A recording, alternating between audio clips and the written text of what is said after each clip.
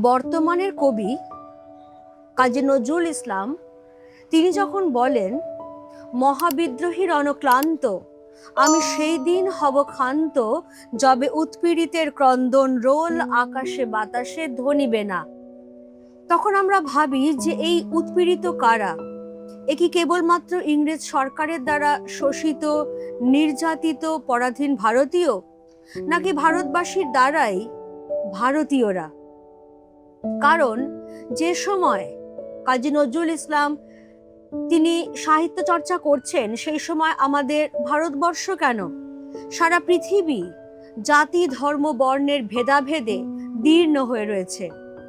আর পরাধীন ভারতবর্ষে এই সংকট তো আরো তীব্র, কারণ শিক্ষার অন্ধকার, কুসংস্কারের বেড়াজাল আমাদের এমনভাবে ঘিরে রয়েছে যে আমরা এইভাবেই মানুষকে উঁচু জাত, নিচু জাত, ছোট বড়, কে কার অস্পৃশ্য সেই দিয়ে বিচার করতে শিখে গেছি। আমরা এটা ভুলে গেছি যে মানুষের প্রকৃত পরিচয় তার মনুষ্যত্ব, তার মানবতা।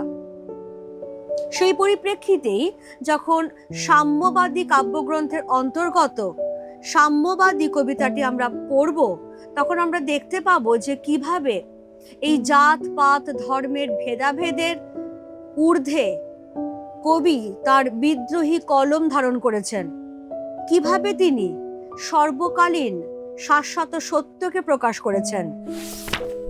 কি বলছেন কবি? সাম্যবাদী কাজী নজরুল ইসলাম, গাহি সাম্যের গান, যেখানে আসিয়া এক হয়ে গেছে সব বাধা ব্যবধান, যেখানে মিশেছে হিন্দু বৌদ্ধ মুসলিম খ্রিস্টান, গাহি সাম্যের গান।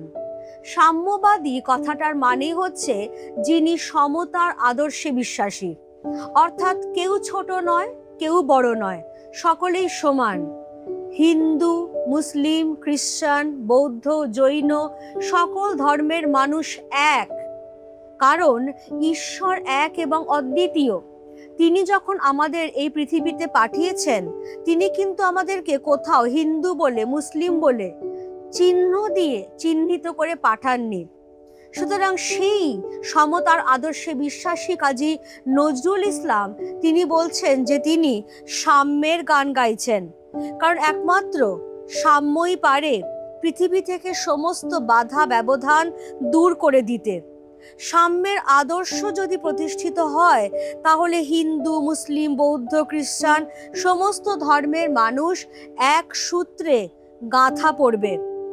ধর্ম বা জাতিগত বিভাজন ভেদাভেদ যতই উগ্র হবার চেষ্টা করুক না কেন, এই সমতার আদর্শই সমস্ত জাতি ধর্মের মানুষকে এক সূত্রে গেঁথে রাখবে।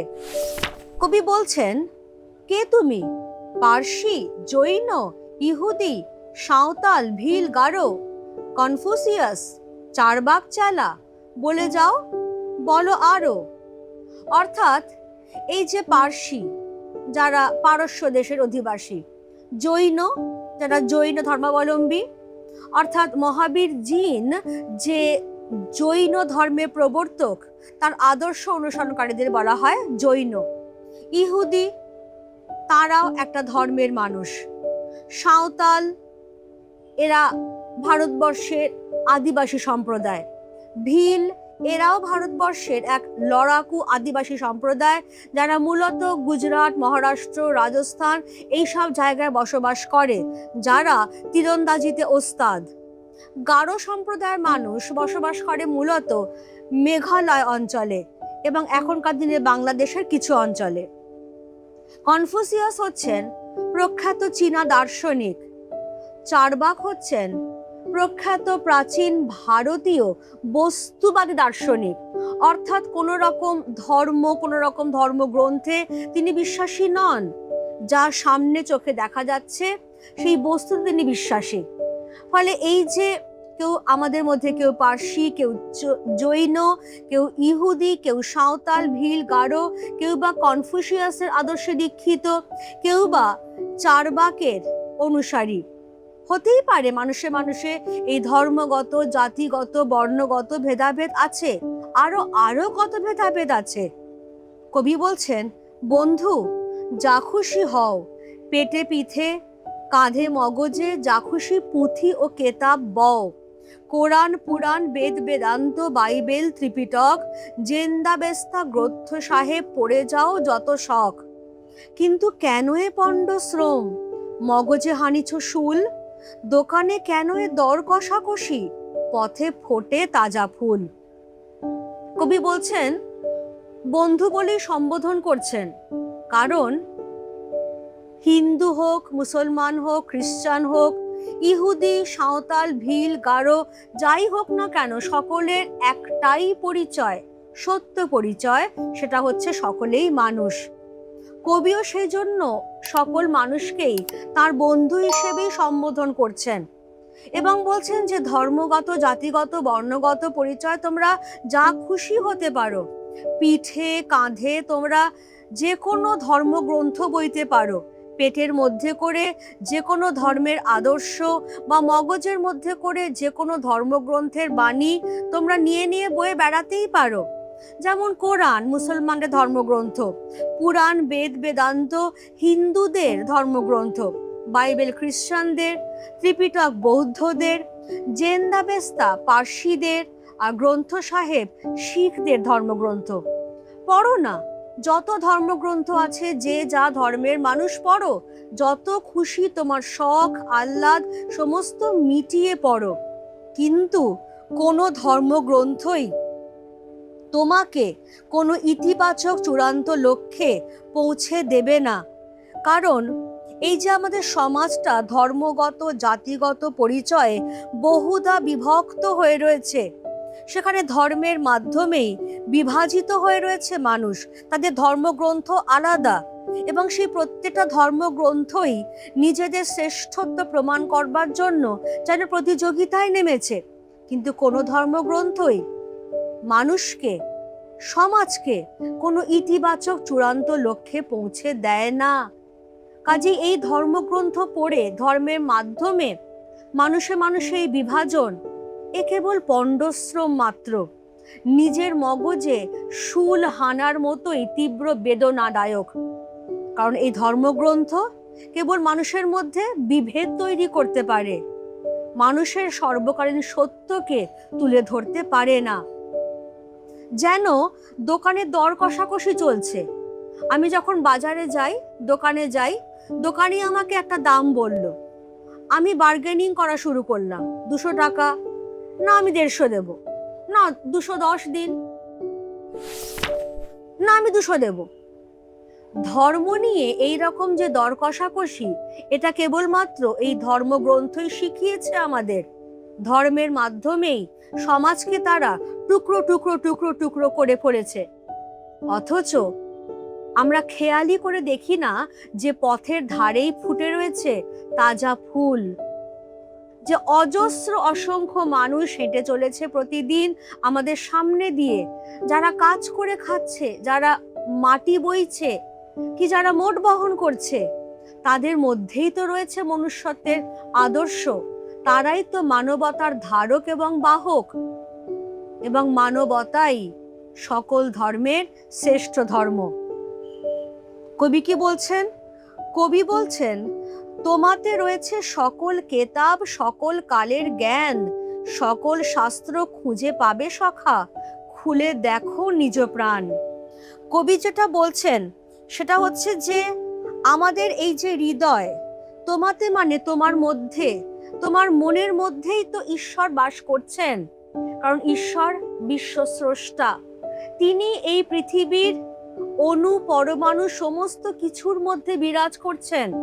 তিনি তোমাকে গড়েছেন, আমাকে গড়েছেন, আমাদের সকলের হৃদয়ের মধ্যে তিনি অবস্থান করছেন।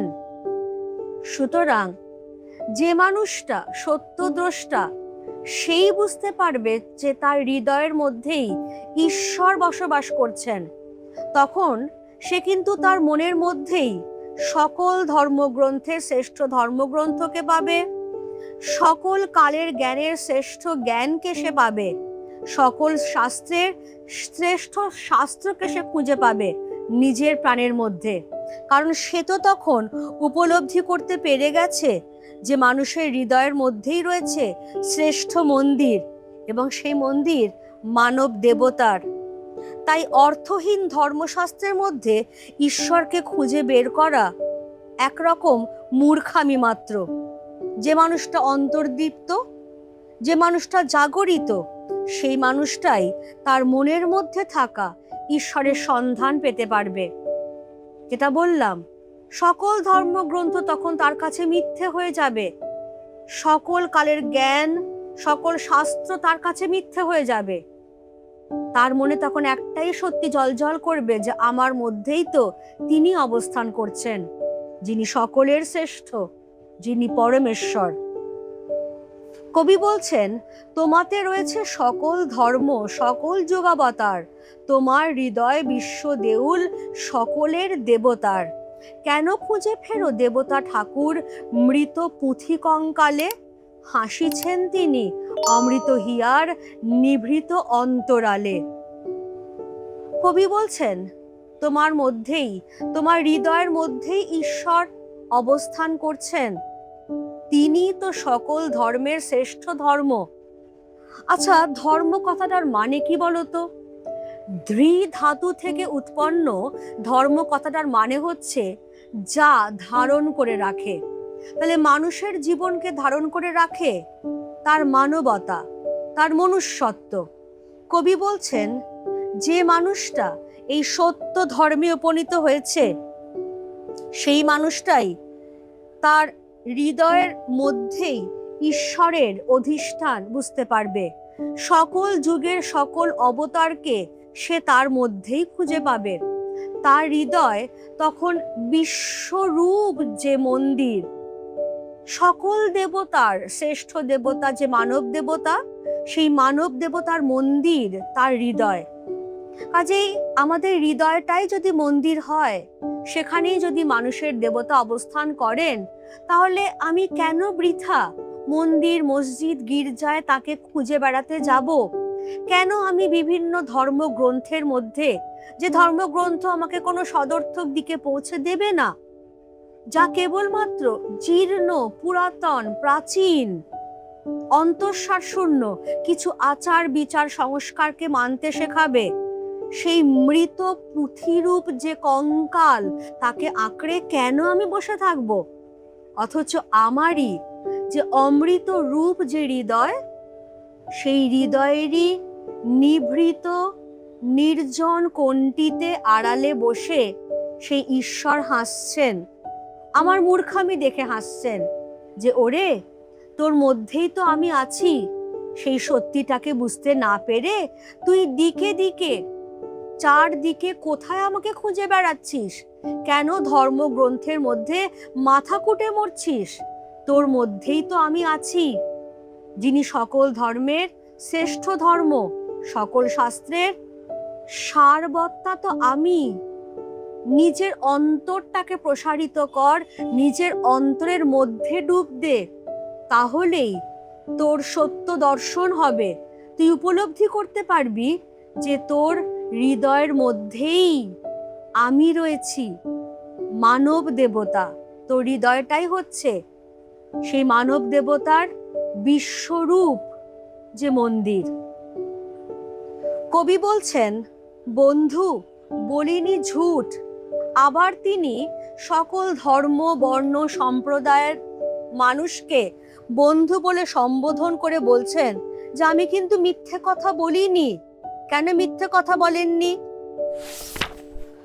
কবি বলছেন, দেখো, এইখানে এসে লুটাইয়া পড়ে সকল রাজমুকুট।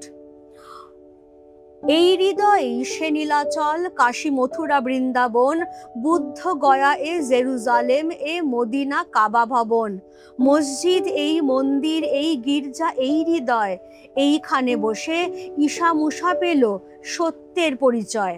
কবি বলছেন যে বন্ধু, আমি কিন্তু মিথ্যে কথা বলিনি, কারণ মানুষের প্রতি ভালোবাসা যার হৃদয়ে আছে, সেই হৃদয়ের কাছে এসে রাজার মুকুটও কিন্তু লুটিয়ে পড়ে।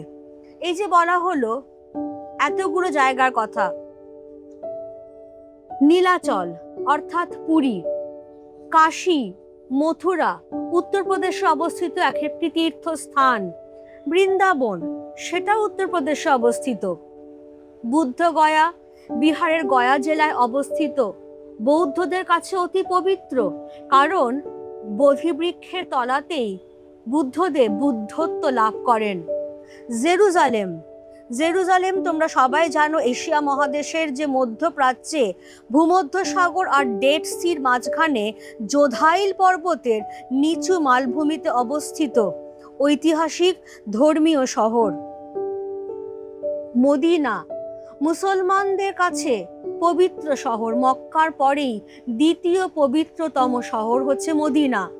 আর কাবা ভবন ইসলাম ধর্মাবলম্বীদের কাছে একটি পবিত্র স্থান, সৌদি আরবের মক্কায় অবস্থিত মসজিদ আল হারামের কেন্দ্রে অবস্থিত একটি পাথরের ভবন। তাহলে এই যে আমাদের হৃদয়, এই হৃদয়টাই তো সর্বতীর্থের শ্রেষ্ঠ তীর্থ। সমস্ত তীর্থক্ষেত্রের একতম হয়ে ওঠে সেই হৃদয়। কাজেই পুণ্য সঞ্চয়ের জন্য আমাকে তো তীর্থে তীর্থে ঘুরে বেড়াবার দরকার হয় না।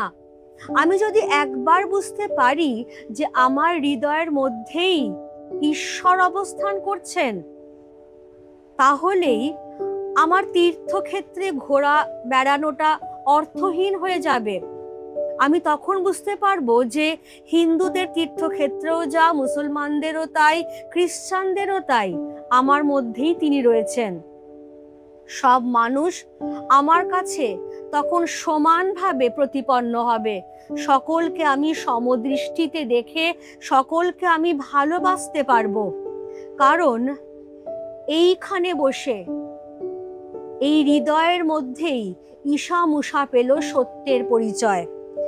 ইসলাম ধর্ম অনুসারে ঈশা মুসা হলেন আল্লাহর একজন নবী বা অবতার। কোরআনে তার কথা সবচেয়ে বেশি বলা হয়েছে।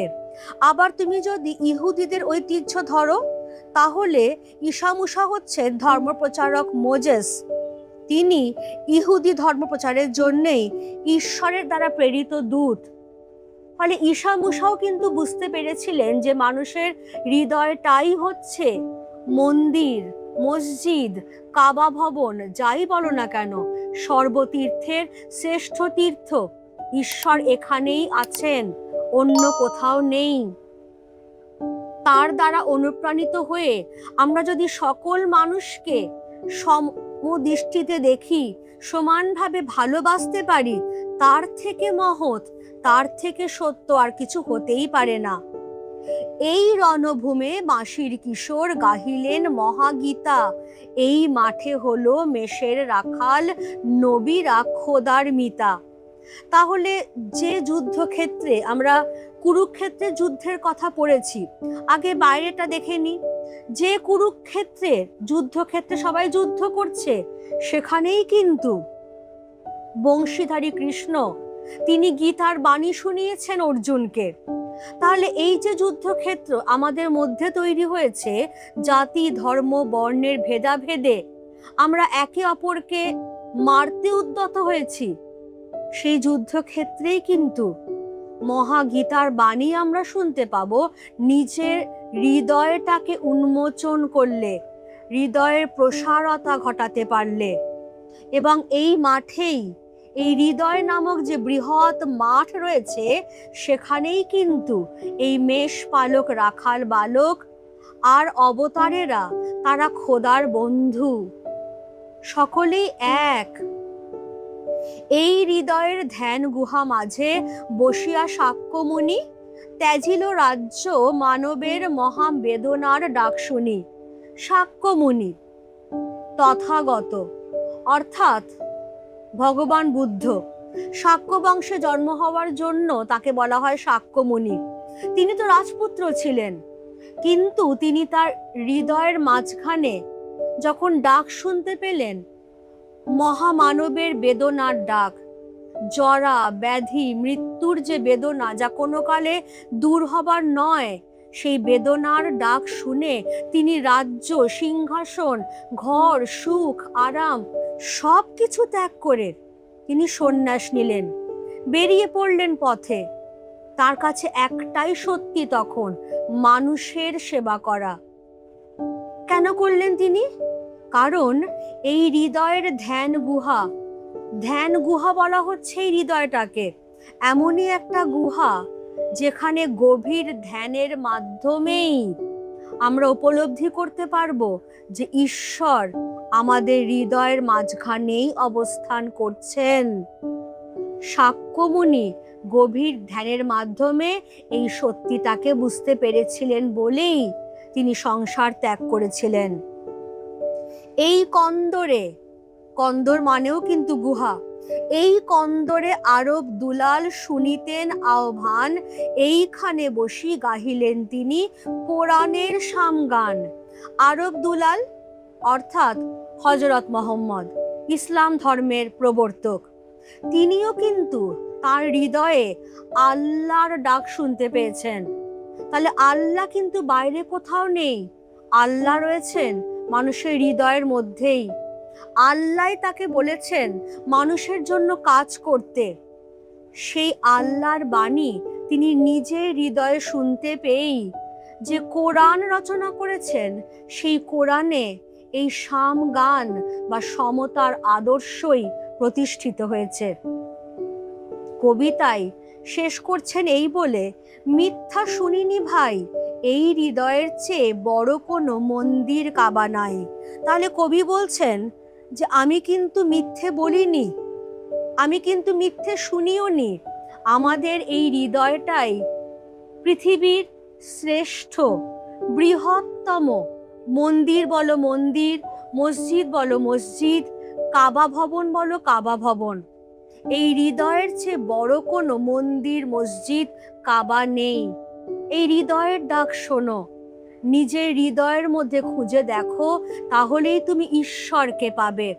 তাহলেই তোমাকে আর বাইরে কোথাও তাকে খুঁজে বেড়াতে হবে না।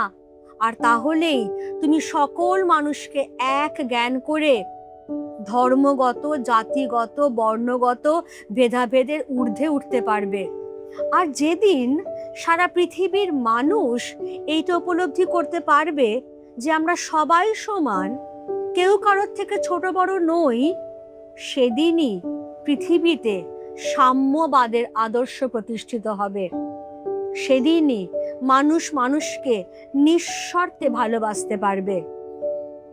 এটাই তো কবি চেয়েছেন, মানবতার পূজারী হিসেবে এটাই তার একমাত্র কাম্য।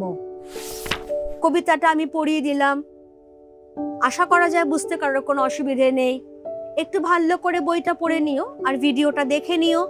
যদি কারোর কোনো ডাউট থাকে ডেফিনেটলি আমাকে কমেন্ট বক্সে জানিও, আমি সবসময়ই তোমাদের জন্য আছি। কেমন?